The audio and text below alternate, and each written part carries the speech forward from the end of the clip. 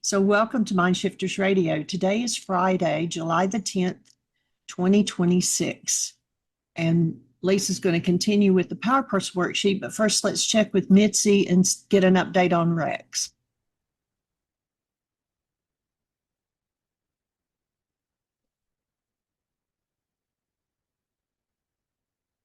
Hey. Hey, how's he doing? Your young lady, welcome. Hey. Yeah, Rex is doing well.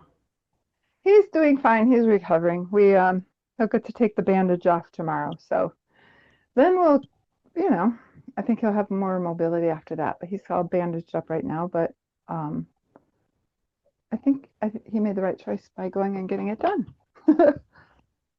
Awesome. Yeah. Well, tell them we're extending our breath and love. I sure will. Many blessings to everyone for your support and your love and all the work everybody's doing on the planet. You got it. Right on. Thanks. Okay. Before we jump into the worksheet, does anyone have anything to share?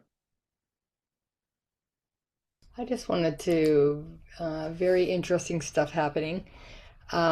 So, I told you about Alexander, and I told you about my healing session with Stefan, and it's come to my awareness. I kind of knew this at my, how I said it really came up about not being accepted in my field, and it's come into my awareness that my mother's father's line, of course, she grew up German, but they may have been Jewish. So that adds a whole other level of complexity to the genes. Yep, that just came in the last couple of. Well, I mean, I heard stories about that. My grandfather joining the SS to keep the family safe. And then so it's come into my awareness since the session with Stefan, and so working through that now. And the neck part, and also my hip is, I want to say, starting to unwind. There's a lot of energy moving through. So, and it just makes so much sense now. This whole running through the bloodlines of not being accepted. And also my mom marrying my dad, who also wasn't accepted because he was adopted, that whole thread. So we'll see what gets revealed with that. I just wanted to share that. We'll hold the space. Thank you so much. And you weren't with us yesterday, but we started, and Lisa was ready to jump into the Power Person Worksheet. Yeah. So we started it yesterday, and I still don't know how many weeks we spent with you doing 2 sessions a week. Going through it was at least 5-6 weeks. Oh, it was probably 12 weeks or 13 weeks for sure. Yeah, it was long. And so here we are. We're getting ready to do it again. So awesome. Glad Appreciate you holding the space. Yeah, glad, Lisa. Fantastic. That's going to be a game changer. You're going to really, those patterns will start to release for sure. Look forward to holding space. Sweet. Anyone else have a thought to share before we turn over to Lisa, who has so graciously volunteered or stepped into the Power Person Worksheet? We're going to rock on with it. Go for it, Lisa. Okay, I think we left off on number 7 of the deep, on the deep detail Power Person Worksheet, page 3, the pseudo-solutions. So, so number 7, strain and struggle to make up for a non-being life, stuff validation. To this I gave my human life, love, to become a non-human, having, getting, consuming. And of course, that stuff and validation is many people, well, you see, I'm important because I have stuff. And so rather than turning to their human lives, so giving that one up is a big one. Number 8, go for it. Project my pain deeply enough into my brain's image of them, blame. If I could just gather enough power over them to convince them that they are the problem in my life. To do this, I gave my human life love to become a non-human blaming. Big breath. Yeah. Number 9, take the easy way, stay on autopilot, and do the behaviors of the past. To do this, I gave my human life, love, to become a non-human replicate suffering victim. Ooh, I hadn't actually thought of that one before. That's what, when you take that role on, that's what it becomes. And by the way, anybody that has a comment, question, or thought to share as we're doing this, jump in. You know, just hit your mute button, and we'll make space for you to make your comment or whatever needs to happen. So this is everybody's worksheet. So this one I'm very familiar with. Number 10, to be right, never suspect self, prove I'm not responsible. To do this, I gave my human life, love, to become a non-human convincing. I've never seen you do that, Lisa. Number 11, obfuscate, distract, confuse, switch issues, and you did it too. To do this, I gave my human life, love, to become a non-human confusing. Number Yeah, 12. that you did it too is a big one. And what I usually offer to people when somebody says, well, you did it too, it's like, well, you know something, I think you might be right. But what we're talking about is when you did it. So let's stay on track instead of creating confusion and distraction. Let's stay on track and process through what we're processing through. And then let's come back to when I did it. Number 12, leave, escape, pretend I'm not blank, angry or afraid, to get rid of them. To do this, I gave up my human life, love, to become a non-human escaping, leaving. Now, nobody here knows that leaving issue, I bet. Right. So I'm not sure, I guess maybe because I'm reading out loud, I'm not sure what that's asking me, what the blank is asking me there. Well, it's giving two examples. You know, it's like the idea of I'm going to dissociate, I'm going to disconnect from whatever's going on in my physiology, and I'm going to pretend that I am not angry, I am not afraid, I am not feeling like a victim, and Okay. then I'm going to convince, I'm going to confuse, I'm going to escape. So the Okay. invitation is to come back to the truth. Okay, hey, you know what's really going on here is I got a lot of rage going on.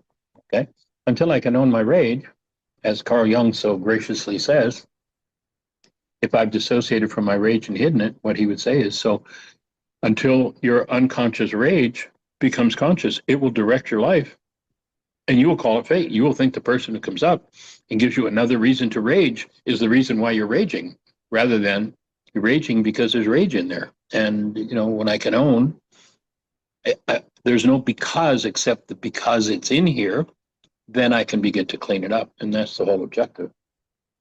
Yes. Number 13, hostility or another drug. If I can anesthetize myself deeply enough, I will not have to feel what is inside of me. The number one drug is busyness. Hostility is not an emotion. It is the number 2 drug of choice. To do this, I gave up my human life, love, to become a non-human addicted. And if you recognize that one, go ahead. No. If you recognize that one, a good movie to watch is Thanks for Sharing. And it's about a group of people who are in recovery, various stages. And in their interactions, everybody's getting close to falling off the wagon. And I don't know whether the producers of the film did this purposely because they understood it, or it just kind of slid in there. But you'll see one in each case where someone's getting ready to fall off the wagon. They're building up stress because they have goals for themselves or someone else. And then just before they fall off the wagon, in every case, they turn to their rage. It's like the person who's trying to recover from, who's trying to stay away from a particular drug, anger, hostility becomes the substitute that they use. And when the stress is too high and the hostility isn't enough to cover the pain, that's when people tend to fall off the wagon. It's very well demonstrated in that film. Powerful. Number 14, give up. It is hopeless. I am guilty and helpless. I might as well accept it. There is nothing I can do. To do this, I gave up my human life, love, to become non-human, hopeless helplessness. That's a favorite. I'm willing to let it go. I'll join in that. Number 15, I know better than they do. If I am not the smartest person in the room, I will suffer, be punished, be abandoned, psychologically annihilated. To do this, I gave up my human life, love, to become a non-human know-it-all. I've done that. So did you say you had all 15 of them? No. Yeah. Probably some ones that aren't written here too. Well, and if anybody comes up with any others, if you spot them, I'd appreciate you sharing them. I have those 15 because I've been through them. That's the only way we can recognize anything. So standing in is a space for cleaning it up. So page 4, identifying my power person related to the current situation. The way I tell who my power person is in regard to any issue, when, as in this situation, the stress is up and the chips are down, whose behavior am I replicating in response to my state of elevated stress level? I am acting out of perceived pseudo-solutions, modeled by, in this case, my dad. This person is, I now realize, is a power person, perhaps one of many for me. So just go yes. back and remember that the very first, the top of the first page in this worksheet is to become the thinker apart from the thought, the feeler apart from the feelings, the actor apart from the actions. When I can step back and go, oh, look what my mind is doing, and look what my mind is promising me that it can never deliver, then I can begin to let go of my mind and step into the breath, which will deliver it if I engage.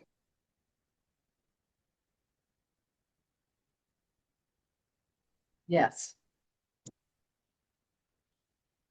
Step 4, my mind. My perceptual system is meant to be fueled by love. When a situation occurs or a goal activates something in me based in fear and or hostility, my automatic decision system kicks in and my perception, decisions, and behaviors are fueled by my non-being mind and can only reflect the dissociated fear and or hostility-based content locked in my carbon-based memory, which includes my genetics. My automatic decision system in these circumstances inclines me to believe that if I could just dish out to the person in front of me what my power person, God, did to me, then I would be the one with the power. I would be God. From step 3, the pseudo-solutions from above, I have observed, name the person who resonated the issue you are uncovering and healing in this worksheet. So in this case, you've established it is your actual power person. And for the fact that there's some new folks on the show today, that when you're doing this worksheet, people will say, oh, I have this conflict with my spouse and they're my power person. Usually they're actually not your power person, but they're the one who resonates your power person, and you put them in your power person file. We want to distinguish between that. And we established when Lisa started this sheet that she was going to do it on her dad, who is in fact her power person. And by the way that you determine in a given situation who your power person is whose behavior are you replicating? And when you see that you're doing the behavior that you really found distasteful from your power person, then that's the strongest indicator of who your power person is. Jeannie, would you share the story you had on that issue? Sure. I always thought that my mother was my power person. She was the disciplinarian. She's the one that, like, we feared, crossing her. She could give the look and the breath and all of that, and the voice. But in doing a actually, it was the long form of the worksheet that we did during teachers training. And I think it was 11 steps or something. And what I realized was when I'm ultra stressed, what I want to do is leave. And while mom might have mentally left, but she never left, but my dad did. He always had a good excuse. He had to go to the farm, take care of the cattle, and do all these things. But when he was working still, he would be gone all weekend. And then when he retired, he would be gone basically the whole week. And I think that was his way too of dealing with issues with mom without, really confronting it. Dad, up to the day he passed, he was the gentlest, kindest, sweetest man that you would ever meet. But yet what he did was he would leave. And as a child, I took it that he was abandoning me. He was leaving me with mom. And what I've realized is that when I get ultra stressed, what I want to do is leave. So, even though he was the most loving of the two parents in a child's view, I took on, what he did to survive. And I'm glad you're still here. Hey, Jeannie and Michael, it's Mitzi. Yes. Certainly it's possible to have more than one power person, or Most people have many. Many. It depends too, like, when I would find that, when stress would start to build, I'd actually do what mom did. But then when I became ultra stressed, I did what dad did. And, then Gotcha. when I got married at 16, my husband became an extreme power person. And it was just to survive. I just needed to survive what he was dishing out. And, you can also have different power people in different arenas, like in finances or in relationship or in job performance, so you could have different people who were authorities in that arena in your life, and you took on their behavior. That's what I understood. I was just wanting to clarify. Right. And that's why we developed this idea of looking at whose behavior do I do. That's what points us back to the real power person. The power person in the moment. Yeah. Because there isn't a real power level. person, right? There isn't one real power person. Right. But in the situation that we're doing the forgiveness with in the moment, there would be one. Exactly. Okay. And that's how you establish it. Yeah. Can I ask you a question? Because if you said earlier that, let's say I have an event like what Jeannie's just describing, when she was 16, she got married. And then, so she's saying that her husband was her power person, but isn't that rooted back into childhood of what maybe the dynamics that she would have had with her original power person? Well, it would very likely, and you'd have to look at things very carefully to determine. But remember the three events that need to happen. And when you listen to Jeannie talk about what happened, does this person have more power over my life than I do? Yeah. Are they functioning as other than love? Yeah. And do I perceive it as survival? And Yeah, my so take is from what Jeannie shared that yes, it would be likely rooted in early power person dynamics, but he became an actual power person as well. Yeah. Okay. So there's two parts to it. Number one, so if I'm perceiving this correctly, the original energy of her original power person was being projected in her mind, and she created the character of her husband that replicated that pattern, but he also had those qualities or those three factors. He had more power over her. He was coming from the non-being mind, and that felt like she had to survive him. So he was also a power person. Right. The difference. So if we're in relationship with somebody, and those three things haven't been fulfilled, then what it is this person is resonating our power person, and we have, through the file folder effect, locked them into our file on our power person. And that's a tragic circumstance, it's very difficult to get free out, Okay, to so let then, somebody out. so isn't that the same, then is that not the same with, this was unconscious, Jeannie didn't do that consciously, but isn't that just unconsciously replicating the original story? Well, Well, with Go ahead. him though, it was tremendous sexual abuse. And Yeah. I never had any of that with my parents. Yeah. So, but the mind energy that's and that could have come from other lives, that particular pattern, which you talk, I think I haven't read your book yet, but you talk about, right? That could be, or it could have been in the family system, especially because if we're coming into DNA, we're in physiology, as we talk about the ancestors going back that many generations, that's wanting to come forward and be liberated. And you obviously being the conduit of that in that moment. Yeah, I'm just curious.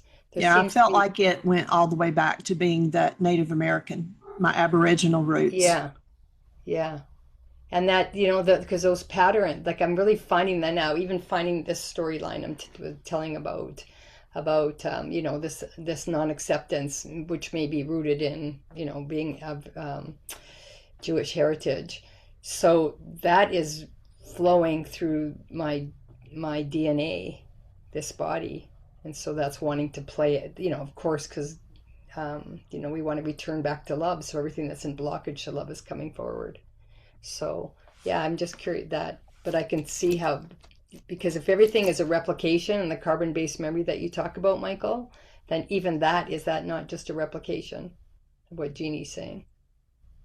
Well, it doesn't mean we can't set ourselves up in a new original experience, Okay. but quite likely, and people will know by the pattern feels familiar, but we could theoretically go out and create a whole new Set of process circumstances. Got it. of, Okay.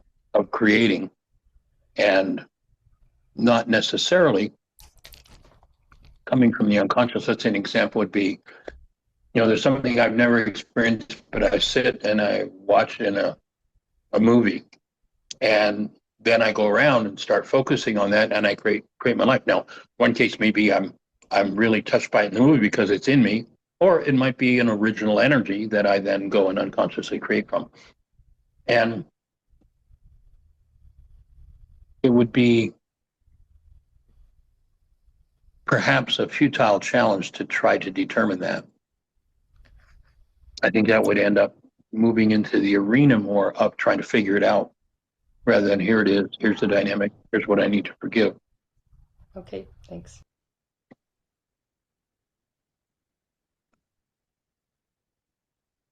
Someone else have a thought? Let's go for it, Lisa. So, so I have observed, let's see. I have observed the name of the person who resonated the issue you are uncovering and healing in this worksheet. I wrote in dad and engage in. So on these lines, then I'm putting in the behavior that that I observed numerous times. Well, it doesn't necessarily mean numerous times, but in this circumstance. Okay. Okay. And so how it manifests in me is a number of the pseudo-solutions. My big ones That's are in relationship to dad. When dad comes around and starts his routine, which of the pseudo-solutions do you tend to jump into? So the non-human controlling,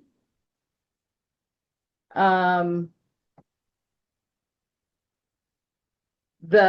blame, the non-human blaming, the non-human suffering and victim. So you want to make a note of those in this blank so that you've got a clear picture of it to refer back to when you need it. Yes. And then I have to do another worksheet on the for my mom, because she did the hopeless and helpless Although my dad pulled that one out of his bag of tricks a lot too, even though it was fraught with fake. Right. By the way, my dad So called he me. probably had a power person that Yes. played victim, and he went, unconsciously, that could make me a winner sometime. I'll file that away, and if I need it, I'll pull it out and use it. Yeah. And the idea is to become the observer of all of these dynamics and go, okay, so the next time this resonates in me, I'll be able to see it and I'll be able to delete it. Now I'm going to be free of that. I'm going to forgive that dynamic in myself. Does that make sense? Yeah. Yes. After a night of throwing things and mom through windows and beatings and tipping over the refrigerator and punching holes in walls, the next morning he would be oh so sad and crying and hopeless and helpless, and what would he do without us if we left him? Well, Yeah. but But that anyway, was in an alcohol-fueled rage, or just a rage. yes, but it really just gave him an excuse to do what he wanted to do anyway. Well, what Yeah. happens, what happens is, about 90% plus of the brain's chemistry is tied up in inhibiting. At 3, we were told we were going to do something, and we were told no, no, no, and an inhibitor was put in. Better than 90% of brain chemistry is inhibition. There are things that are in behaviors in my mind that I just don't do because they're inhibited. What alcohol does, first thing alcohol does, when it reaches a certain level, is it knocks the inhibitors out. So those behaviors just spew out with them. And of course, the next morning when one realizes, well, when it's done, they're back to their normal persona. It's like, oh my God, what have I done? But I'm not going to do anything about it because it's not my fault. And they step into their pseudo-solution, blame. Oh yeah, well, you see, I only did that because of what you did. It's your fault. So the game gets pretty complicated and confusing. That's why each step, in this case, you want to mark down every pseudo-solution so that it's in awareness. And when it's in awareness, that's when I can change it. Again, Carl Jung, till the unconscious becomes conscious. Can I also just wanted to say to Lisa, because my first husband was very violent and I also grew up in violence, but after the episode of him going into his rage, he generally was very sorry. He was back in his being mind. And he back in his being mind and was really sad. He was really sad at how he conducted himself, right? He really was genuinely, but of course those cycles and domestic violence cycles, they can't hold it because the rage that is within them comes out and it gets exacerbated with alcohol, obviously. But then they spend the time projecting and then externalizing into the characters in their world. There's no Exactly. doubt in my mind or in my physiology that my father at this moment is extremely remorseful for his behavior. But at the time, even when I was a little kid, I could see that behavior and the morning after was manipulative. That's your view. I'm just going to offer this, Kate, because that's through a perception. That doesn't like this. So then you have to ask yourself, is that true? Is that really true? That it was manipulation. So then when we see it in another, if we're seeing a manipulation in another and we're resonating that really strong, we have to ask ourselves, where is that within me? Because you can't recognize a trait in another. Often when we see it, especially if we have an energetic charge to it, it is tied to ourselves. It's either a hidden aspect of ourselves that we are not willing to acknowledge and bring forth to our conscious mind and up for awareness. And I fully understand what you're saying. Yeah. And I would offer that if I asked my father to this day, if I called him right now and asked him if his behavior the morning after was manipulative, I think he would acknowledge that it was manipulative. Because even at age 6, we don't have the capacity for abstract reasoning. And that was my perception at age 6. Because it was really bad. Now, I could be wrong, and I'm willing to do work around it, but And I mean, you what could have been marinated in a field of manipulation too, like, and you have to, so that's something to look at in your family system.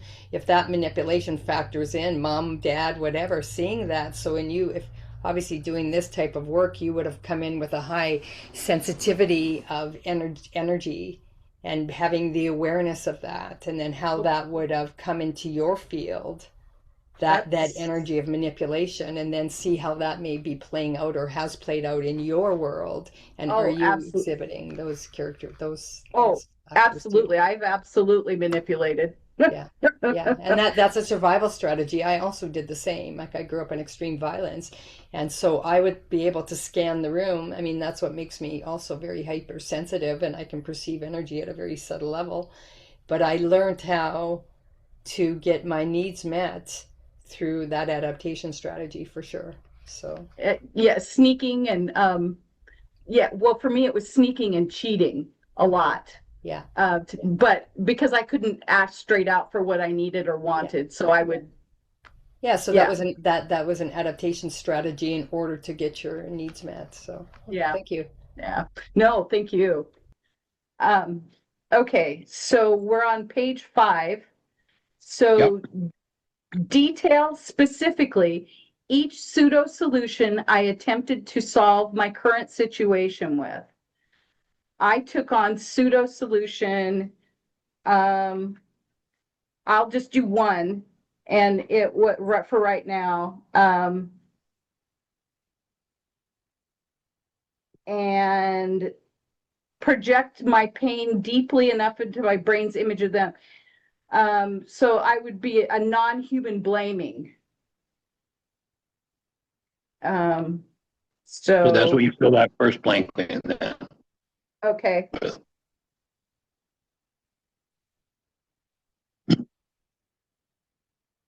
And why did I do that? Why did I take on that non-human blaming as a pseudo solution? Um, I'm gonna so just that clear in my own mind. right. So I know why I did it was so that I wouldn't have to look at my own behavior. Because I thought it was so much easier to blame someone else than it was to take responsibility and take a look. Okay. So then when your power person did that, what were you feeling? And what were your thoughts when they played that pseudo solution? So my first reaction, I think, is to always try to reason with him. Well, Dad, that isn't the way that it was. Just take a look. Logically, that just doesn't make sense, Dad. And then I get. That's a different pseudo solution. Oh, okay. That one's the pseudo solution of if I could just fix them or myself. Okay.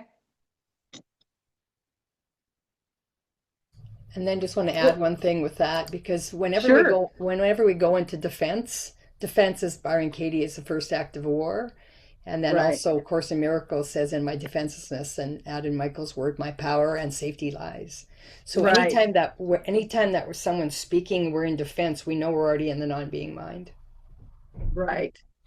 So that's just something I bring that forward now for point of note. The minute that you find yourself, someone speaking, and we're not there with our 2 ears being present, you don't have to agree. Just when you acknowledge somebody, it's not agreeing, but the minute you're defending, you've already tripped the wire into the non-being mind. I think so as soon as you said that, I thought about where it started, as a little kid. Yeah. And not wanting, just trying to figure out any reason to not be beat from the top of my head to the bottom of my feet with a belt. And it's just, you just do anything to avoid being beaten with a belt. It's just horrible. Yeah. When I say it, my head tingles from the thought, because it would make my whole body tingle. It was awful. And just take a breath with that, just right now, even because you're in the back into that sensation in the body, and just taking a big breath and breathing, just and acknowledging that strategy of having to defend in order to be self-protection. Yeah. And just breathing, yeah, letting your body just allow it to discharge that piece. That's a big one for children. I lived it, so I understand. And I'm sorry that you went through that.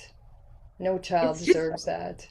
it's just so absurd. I mean, honestly, when one thinks about it, that my dad was 6'2", 190, and I was what, 7, 8? Yeah. And the behavior that I did, whatever it was, Yeah. that he would become so incensed Yeah. that he would chase an 8-year-old down the hall and beat him. I mean, it's just the most absurd thing. And you know what you're doing right now? Exactly what I Breathing do with all the you. time. Breathing with you. Yeah, what I do all the time. Because you and I sense that we have a similarity, that we go to our intellectual mind. That's kept us. So intelligence for us was a survival strategy. So rather than being in the feeling right now, you just went to your intellectual body and you gave intellectualized what the experience is. And I would love for you now just to come back into the body and breathe, open mouth, and just be in the feeling of what that felt like for you. Just being with that energy of what that felt like, exactly what you described. You have a power person coming at you, this beautiful, sensitive little being, a child of God, and he's coming at her with rage. Everybody breathe. And just breathe, open mouth. And then there is no way to defend this 6'1" coming to this little 7-year-old, and she knows she's going to be beaten from head to toe with a belt because he's enraged and his projections are being externalized upon her, and he can't even see that she is a divine light of God. And you can even feel that, whatever, and anyone here that's been hit or in their childhood, just to be in that, in their physical body, to let your body and give her, I'm feeling teary-eyed for her, and also Breathe for my into it. own little girl, because I know exactly from what you speak. So Susan, let's breathe. We'll just take a minute and breathe. Let's everybody relax your jaw. Just let all of that that's resonating come to the surface in the presence of a rock, a breath. Breathe consciously, fully connected to love. Invite everybody who's, whether you're resonating with this or not, to do the same in holding a space.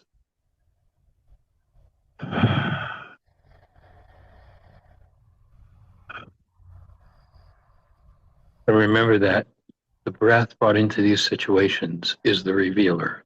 It will reveal the higher possibility and the higher truth each time you allow it.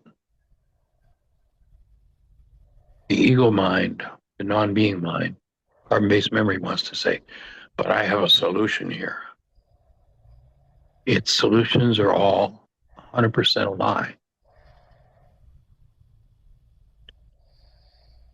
And so just let your breath open gently. Literally the intelligence of the Creator, the compassion of the Creator, the sweetness of the Creator, the healing power of the Creator moves into this part of your physiology, opens it,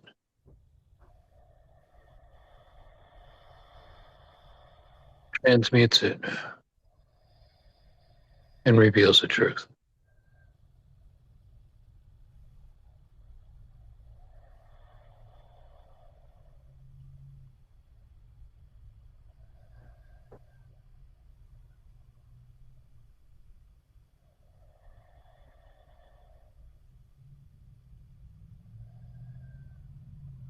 How are you doing, Lisa? So the feeling in my body is when I'm doing is the same vibration feeling of when I'm in a still Right. point and I've gotten to a super high level, and it's just this side of pain where it's super intense and it's super strong, and it's just, like zzz, that's what's moving through, well, everywhere actually. Breathing with you. Cool. And notice the lock point is your jaw. Yeah. It's interesting in the story where the Greeks interpret as you're supposed to turn the other cheek. Somebody hit you and you go, "Oh, hit me on this side too." Wasn't that? It was really speaking about unlocking the jaw, where we hold that energy. How are you doing, Susan? Yeah, thank you, Lisa, for that's resonating a lot for me as well. Breathing. Let's just stay with the breathing then. Let's move as much of this as is ready to move. And if anybody else is saying to kick in and share with it, go for it.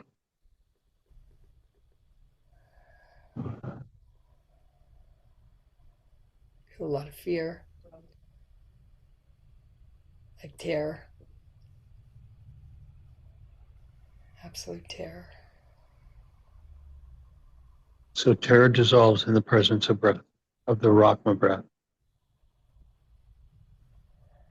It is the Rakma breath that is the mechanism which dissolves terror and fear. Our whole And so Rolodex memories are coming up too. supporting you in boring right deeply into those memories with that breath.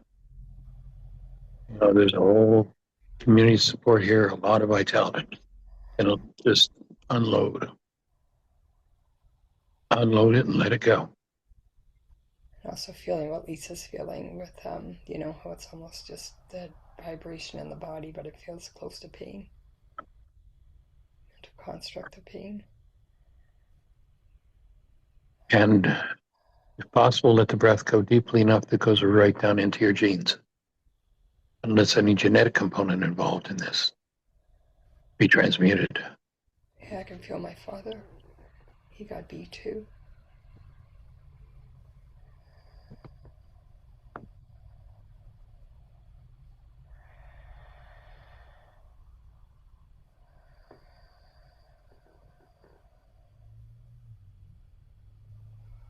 Also that manipulation energy, my father had it, I had it. I'm sure it's generational.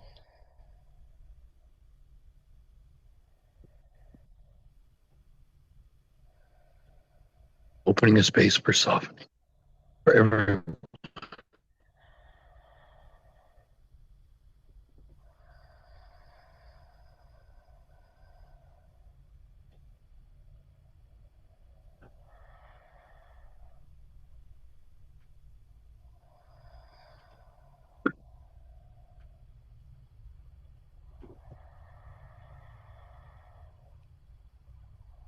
Remember breath consciously keyed in with love, with Rakma.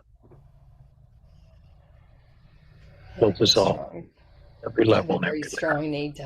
strong need to hide. Like that. I can feel, what it would have been like for I want to just hide because I know what's coming.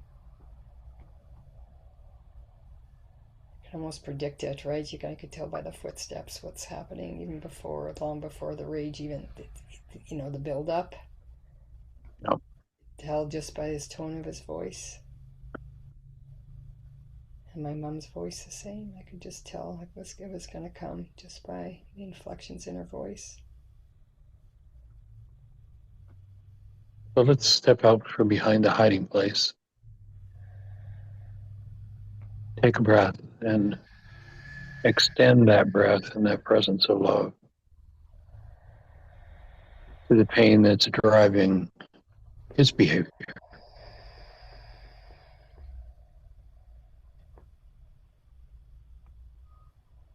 Yes, I feel And to the self-hatred. degree that you can do that. Go ahead.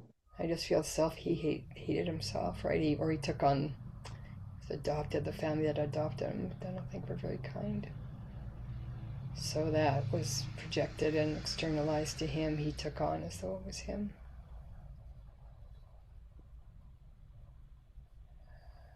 And he replicated it.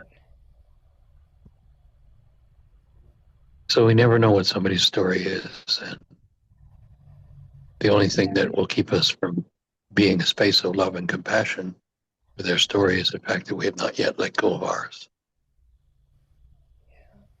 Yeah, I don't know, I feel real compassion for Lisa's father for some reason. Just mercy, actually. Makes me want to cry.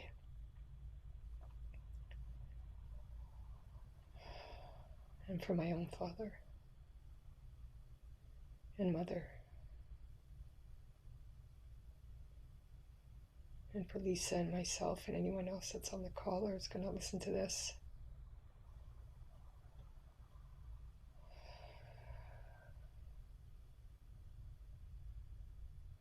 And notice that at this moment you're surrounded by a family of support, caring. You're safe. And can breathe into the very depths that you're willing to. Let this open. Let it go. And know that each of us are joining you in that. And as each of us softens somewhere, let's go of attention just a little bit more, somewhere in our structures. We open the space for each other.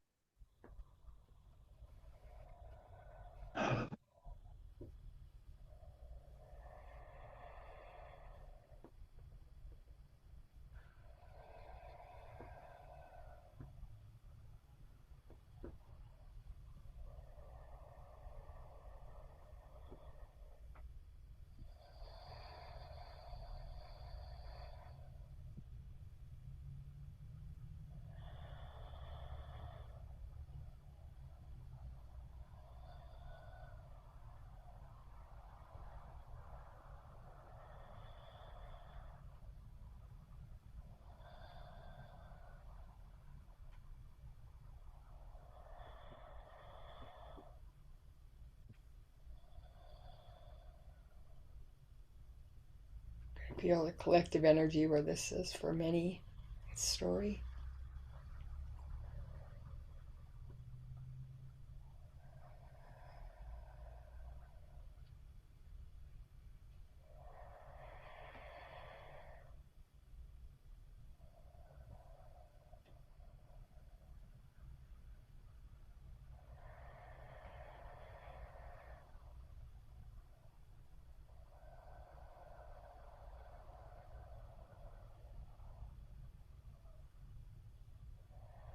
How are you doing, Lisa?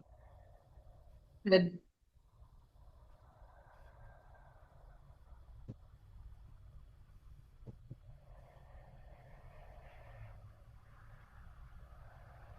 Anyone else have anything to share?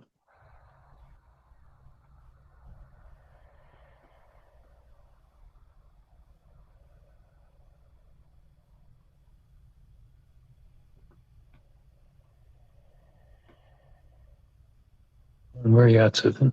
Yeah, I'm just breathing, just being present, just breathing. That's all. It feels like it's not only mine. Trusting the process. Thanks so much, Jody. Lisa, for bringing that, for Jody. bringing this forward. Yeah. You know,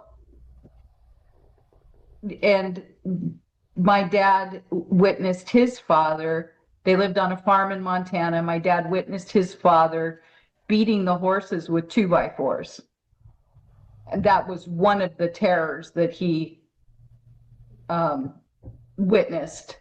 And just as and you know, here was this really intuitive, sweet, wonderful kid who was terrified for his life. I mean, I get it.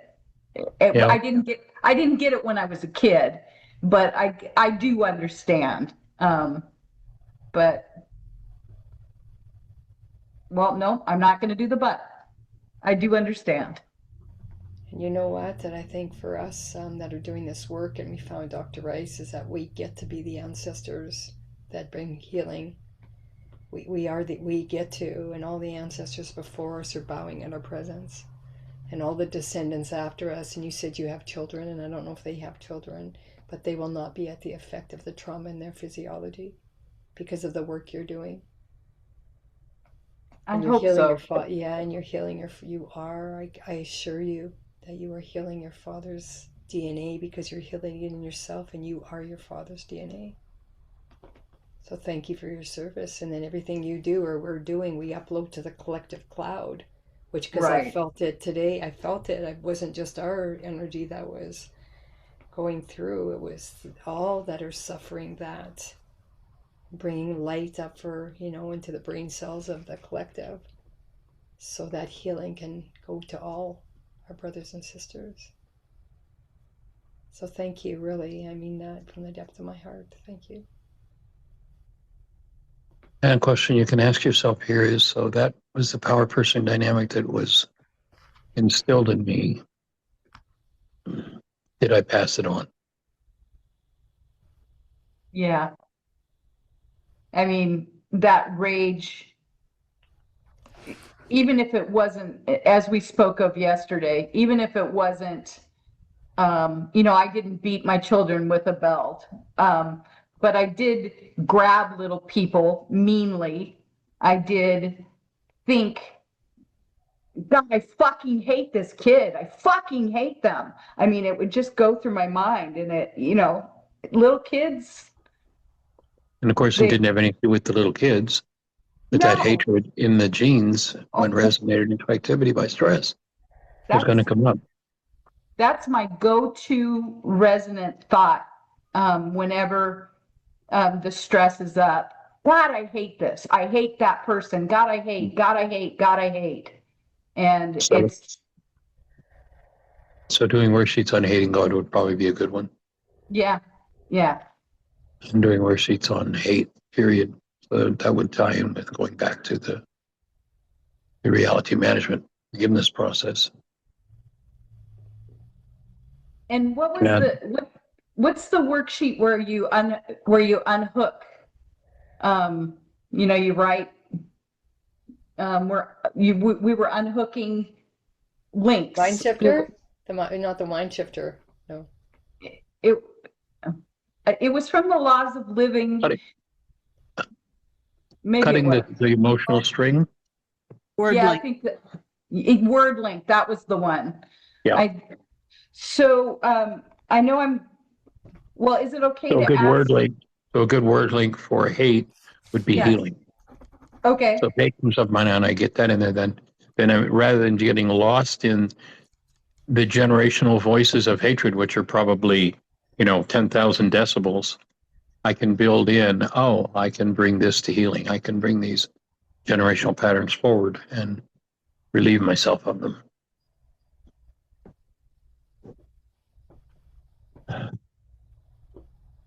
And of course, always, always, always bring the breath into it.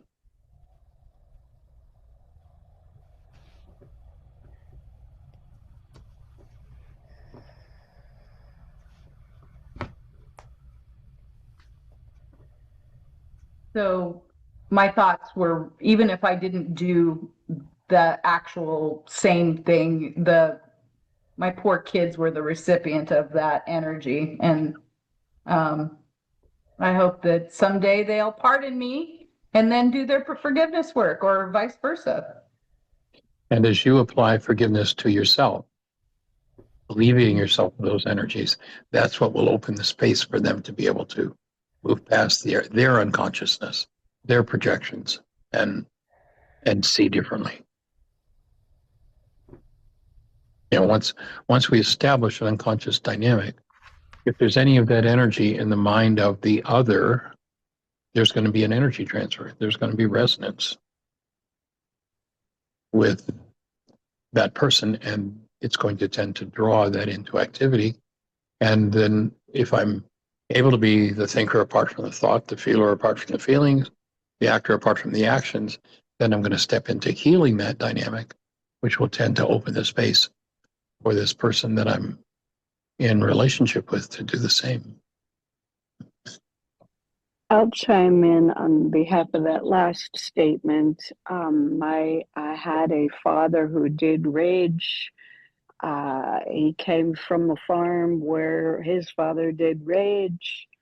there were moments when I was raising my daughter when I said mean things, and I had sworn I would never say those mean things to any of my children, and there I said those mean things. And so I've been for the last 4 years forgiving myself and really But you focusing never, on you can't forgive yourself, remember? Forgiveness isn't I, about this self. forgiving allowing myself to breathe and soften around behaviors that I experienced with my daughter. Yeah. And then apply forgiveness to those behaviors to remove them from the genetic line. And that is what I've been doing Awesome. to increasing levels. 4 years ago, I began it as an idea. And 3 years ago, I started in with your work again. And then in the last couple of years, been really, really focused on doing worksheets and doing the work. And I will say that my daughter and I have had a little bit of a rift in our relationship. She's now 29. And yet in this last year, there's been such a softening, such a reconnection, such a trust. And, these Nice. really important things that you want to be able to offer your child and, while you're still alive. And I can speak to that is when I do the work in me, my daughter, I've seen the benefits in her. Yeah. And the other thing that might be useful to do at this point in finishing the cleanup of that dynamic is to do a responsibility communication with her, owning, Yeah. acknowledging that, and that it's something that you'd like her support in freeing yourself up and asking as the child, as the recipient of that, in her memory, is there anything that she could offer that would help to clean that up? And you might be surprised at what kind of support you get. That is exactly what I've been working on. I've been doing the worksheets around that and doing the thought process around that. And I've opened space and I've let her know that's something that I would like to do with her in the future. And so it hasn't happened yet, but I think it will.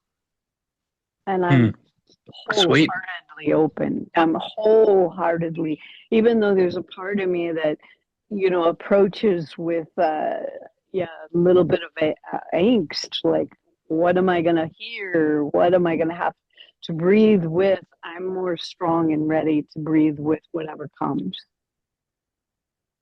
So that is really the next step. And thank you for reminding me. Joining you and being the space. Mm-hmm. And thank you all for who have shared on this call today. Very powerful breathing together experience I've had.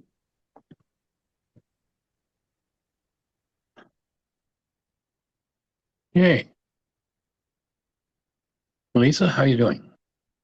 I'm good. Yeah.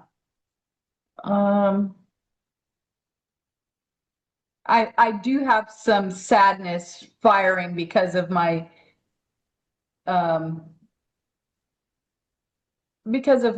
behavior. That So you same get to behavior. forgive sadness. Yeah. Let that loose. Let the thought disorders that produce sadness be forgiven, removed. So you've got a couple of worksheets to do of reality management between now and Monday's show. Well, you got a whole weekend. Oh, you can get a whole load of worksheets done there. I can do the whole box of them. Yeah, there you go. Get caught You know up. what?